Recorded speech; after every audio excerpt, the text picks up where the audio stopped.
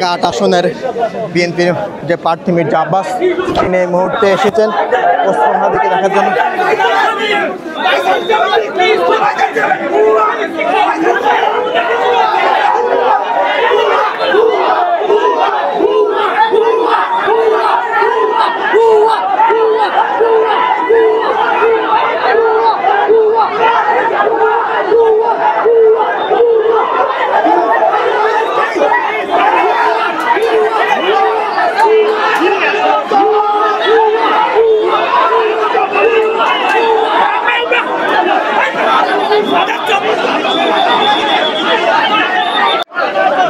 ঠিক আমরা দেখতে পেলাম যে এই মুহূর্তে মির্জা আব্বাস ঢাকা মেডিকেলে প্রবেশ করার সাথে সাথে